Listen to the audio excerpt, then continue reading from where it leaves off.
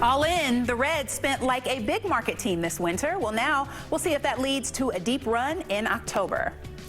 The coronavirus canceling everything from school to March Madness and forcing all of us to adjust to a new reality.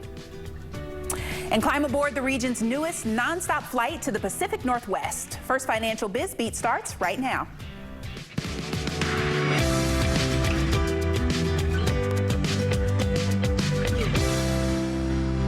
Good morning and welcome to First Financial Biz Beat, presented by the Business Courier. I'm Kyla Woods. I could have been a contender. Well, that quote is from On the Waterfront, and it's one of the most famous lines in movie history.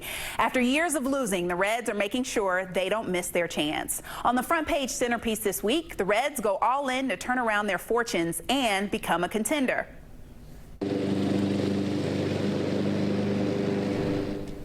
That's the sound of a ballpark getting ready for the season. The grounds crew took the grow blanket off the field at Great American this week and mowed for the first time this season. The blanket tricks the grass into thinking it's spring, so it comes out of dormancy more quickly. And speaking of dormant, it's looking a lot like this is the year the Reds we all know and love will be back. But because of the coronavirus, we'll have to wait a bit longer. And make no mistake, when the new Redlegs hit the field, it's not just fans who think this year will be different. I do think we're better than we were last year, significantly. I think we're better on the field. I think our players are better. I think we're better mentally. I think we're more prepared for a season. I think we're ready to. I think we're ready to win, not to just talk about it, but we're ready to go out there and act on that. And the reason for the excitement is obvious. The team went on a big-time spending spree. The $164 million haul includes all-star second baseman Mike Moustakas, outfielder Nick Castellanos, pitcher Wade Miley, and sought-after Japanese outfielder Shogo Akiyama. And that's brought on an optimism not seen in a decade. Well, Courier reporter Steve Watkins got the tough assignment of writing about that optimism, and he's here with editor Rob Dotmeyer. Thank you very much, Steve. Thanks for being here. Glad to do it. So the coronavirus, as you mentioned, is going to delay the season. Can you tell us a little bit about that? Yeah, it's going to be delayed at least 2 weeks. It was supposed to start Thursday, March 26th. So we're going to have to be patient and wait just a couple more weeks. As difficult as that is for fans, more difficult this year because things are so optimistic for the Reds. And it's still a wait and see kind of thing. It could be delayed even further. The main thing is stay tuned, and there will be baseball at some point this year. So we're a business paper, so we try to write on the business angle of sports. Cincinnati is one of the smaller markets in Major League Baseball. How did the team sign all those players that Kyla just listed? Yeah, there's a few factors that go into it. The first thing, most obvious, is owner Bob Castellini decided to boost the payroll significantly. It's up 10 to 12 million from last year. It's the highest of all time for the Reds, around $134 million, depending who makes the team and a few other factors. But just making that decision was a big part of it. But I talked to general manager Nick Kroll, and he talked about some of the moves they've made, actually going back to December of 2018, that allowed them to boost the payroll this year. They traded Homer Bailey away. That saved $8 million. He actually said that freed up money also for them to sign Sonny Gray, who we just saw, sign him last year after they acquired him in trade.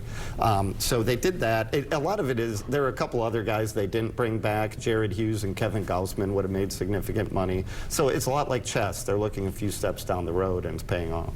So they've been mediocre to bad for 5 or 6 years now. Yep. Why the spending now? What is so special about 2020? There's a few factors there. One is they've got more TV money. They signed a new TV deal a couple of years ago, so that frees up a little more cash that they can deploy when they want to. And part of the reason to want to do it this year is the other teams in the division really aren't spending. The Cubs, Chicago Cubs, are the big market team in the division, and they are up against the luxury tax cap. They didn't really spend on anybody, including Nick Castellanos, who they probably would have brought back if not for that. So that opened the door for the Reds. Also, owner Bob Castellini has owned the team for 14 years. He promised a championship 14 years ago. He's probably getting impatient and wants to see some results. Sure. So what do you expect, or what do the experts expect actually to happen on the field this year? Like I said, they finished 4th or 5th for pretty long time now. What should we expect? It's hard for fans to get used to the fact that they are an expected contender. It's been 6 straight years of losing records. The middle 4 of those were last place finishes. But we surveyed at least 4 different services that do predictions. They range from 83 to 86 wins, which is a winning record, puts them in contention. At least one of those, Baseball Prospectus picked them actually to win the division. Everybody expects it to be a close race. And I talked to Mark Carrig at The Athletic, and he said he'd be very surprised if they don't contend for the division title. So it's looking pretty good. Well, assuming the season happens, we'll keep a close eye on the team, and hopefully a lot more fans coming down to Great American. Steve, thanks for being here. Absolutely. Kyla, back to you. Thank you, guys. A lot to look forward there. Forward to. Baseball is just one of the many casualties of the coronavirus. Pretty much everything is either canceled or postponed. So with no March Madness on the court, the madness, however, is in the grocery store. Many of us have witnessed that firsthand. There are pretty much no sports right now, though. High schools in Ohio and Kentucky are also closing for weeks. Governors are declaring states of emergencies and limiting mass gatherings. Health experts say it will only get worse before it gets better. This is a crisis, and we have to get the job done. And we're going to do what it takes to get the job done. Is it going to be messy? Yes, it's going to be messy. And look, it's not going to be perfect. What you can do is act at an opportune time. There is a sweet spot in there to act. We think this is it, based upon what all the evidence is and all the people that we have talked to. There's a threshold here. This is where our healthcare system becomes overwhelmed. Where someone asked yesterday, our supply of ventilators, our supply of ECMO. Of course, we have to worry about our healthcare workers. Now we're hearing that healthcare workers are out. That puts a stress on the healthcare system. So everything the governor is doing, and you'll see other states taking these actions as well day by day, is to keep us in this blue curve. And if we can stay below this threshold, we can try to not overwhelm our healthcare system. The virus is also crushing Wall Street. Many local stocks took double-digit losses this past week, and we'll talk more about that and what you should do about your retirement later in the scoop. A Marymount-based network of concierge primary care practices geared toward women is about to expand. Miss Medicine closed on a multi-million-dollar Series A round funded by Assure Health, a group formed only a month ago downtown. Miss Medicine is their first investment. We are super excited that Dr. Larkin has chosen to partner with us, and our expectation is that Dr. Larkin's vision continues with conviction, and that sacrosanct relationship between patients and her physicians are maximized throughout the country. Larkin's goal is to open up to 5 Miss Medicine practices this year, with at least one in Cincinnati. And she recently opened in Fairfax, Virginia, and is set to open another location in May in Holland, Michigan. Cincinnati has a full city council once again. Cincinnati Herald publisher Jan-Michelle Lemon-Kearney is the 9th and final member. Lemon-Kearney is not a politician, but she also isn't new to the landscape. Her husband, Eric Kearney, is a former state senator. She is replacing Tamaya Denard, who was indicted by a federal grand jury on charges of wire fraud, bribery, and attempted extortion. Fifth Third Bank is being sued by the Consumer Financial Protection Bureau. The Bureau is accusing the bank of using the names of real customers to open fake accounts. The lawsuit claims the bank spent 8 years allowing the accounts to be open in order for their employees to meet sales goals. Fifth Third says it involves a limited number of accounts and that it has controls in place to prevent systemic problems, and it has already reimbursed those customers. If a Cincinnati City Councilman has his way, there will be a lot less plastic bags in use come next year. Chris Silbach wants to eliminate single-use plastic bags by June of 2021. He says not only do the bags clog recycling systems and garbage trucks, but they waste taxpayer money. And he says hundreds of cities have already enforced that ban, and there have been no negative impacts. It's not going to hurt business, it's not going to hurt low-income people, and it definitely is going to save the city money because we spend millions of dollars cleaning up litter in mostly plastic bags and declogging our garbage trucks and other vehicles that these bags get caught up in. Kroger, the nation's largest supermarket chain, has already said that it will be phasing out plastic bags by 2025. Silbach says if council goes through with the plan, 10,000 reusable plastic bags will be given out for free. Today, we're getting our first look at luxury condos in Montgomery's newest development. The Wicks are inside the village at Vantage Club, a walkable community with vibrant streetscapes and promenades. What's unique about this first batch of homes is that they all open up to an outdoor space. Oversized first-floor courtyards or second-floor balconies with covered porches and huge penthouse rooftop terraces. And then there's the third floor. So we have outdoor terraces. Kind of a la the New York City type flavor of the old movies where people went out on the terrace and, talked or whatever they did on the terraces. And here we've got you've got your own terrace. And again, you're adding 600 to 900 square feet to your living area. All of the residences include 2 bedrooms, 2 full bathrooms, and at least 1 study, and they're going for anywhere from $600,000 to $900,000. In the meantime, the former home of Antonelli College is being transformed into homes. There will eventually be 35 one-bedroom apartments inside the 116-year-old building on East 7th Street. Rookwood Properties is behind this project, and the company says the building is perfect for redevelopment because of its unique architecture and location. Rookwood expects the apartments to be available by the end of the year. A new airline is coming to CVG. Alaska Airlines will be offering a daily nonstop flight to Seattle starting in August. And this is big as Amazon gets ready to open its air services hub next year. And it will provide competition for Delta, who already offers a nonstop flight to Seattle. Seattle and the Pacific Northwest is one of our largest regions for passengers from CVG and the general area to get to. We have about 600 people a day traveling to that area of the country. So this is a great option for them, a great time of day service, etc. The flights will launch August 18th, and they will leave CVG at 5:50 p.m. and arrive to Seattle by 8 o'clock. Return flights will leave Seattle at 9:20 in the morning and get here just before 5 o'clock in the afternoon. Up next on First Financial Biz Beat, we're talking beer and music. Who doesn't love that? And it's coming up right after the break.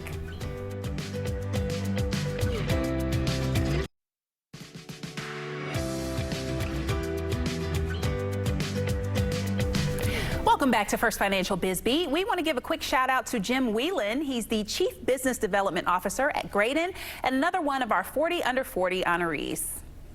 One of the best ways to learn about cultures is through music. Well, the Cincinnati Boy Choir has been teaching boys via song for half a century. For boys who like to sing, this is where singing is cool. Jason Holmes is in his first year as artistic director. He was just a young boy himself when his love for music started to show. I started in music when I was a kid playing I call it pew piano in church. I would be fascinated by the music and then sit on my mom's lap and just kind of tap along with whatever I thought I was playing.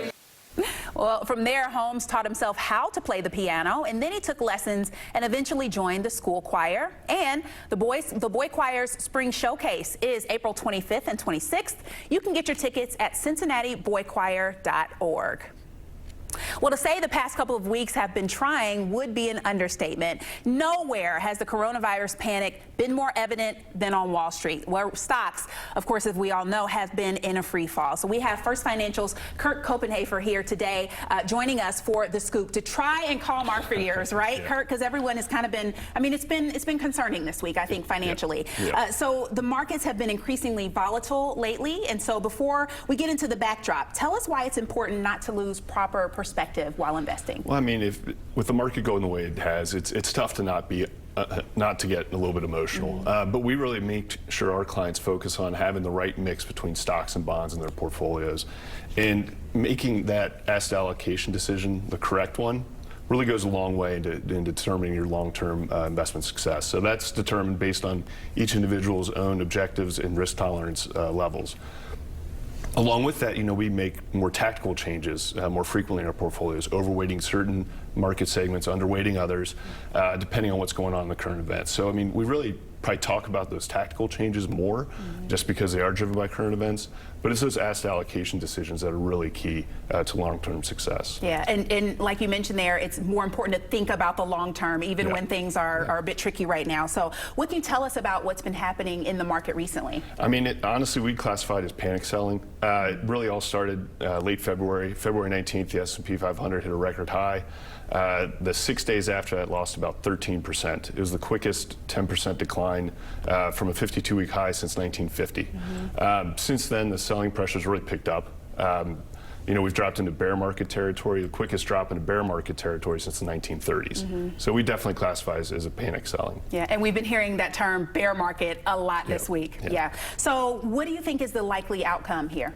Well, I mean, broadly speaking, we're looking at this more like just a pause in economic activity.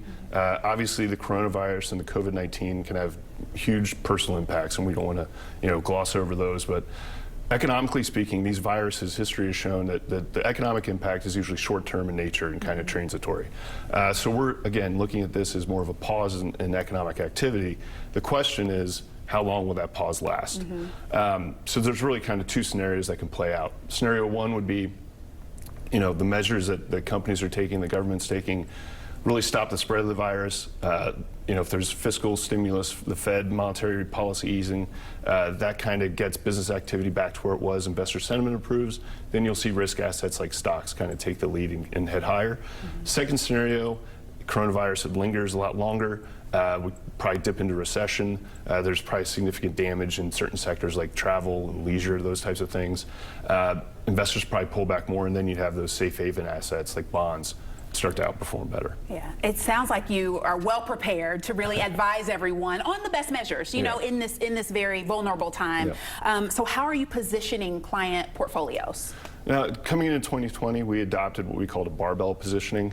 So we were overweight certain riskier parts of the market and also overweight some more conservative parts of the market in anticipation of a more volatile year in 2020. Our stance was predicated upon the fact that, you know, the business cycle is getting a little long in the tooth. Fed easing cycles usually introduce more volatility. Obviously, there's a presidential election coming up. There's geopolitical issues all over the world. So we thought all those would compound into a more volatile market. Obviously, we didn't see anything like this coming, but I think that with the barbell positioning, we're pretty well positioned for either of those scenarios I mentioned before. Okay. A lot to keep in mind. Thank you so much for joining us again, Kirk. I'm sure we'll all be keeping our eyes on the stocks on how to best position our portfolios. Thank you for joining us. We have so much more to come here on First Financial Biz Beat. You'll never guess what profession a man with the name Brewer got into. And speaking of brewing, today's Book of Lists question asks what the 5 largest breweries are in the tri-state. That answer's coming up after the break.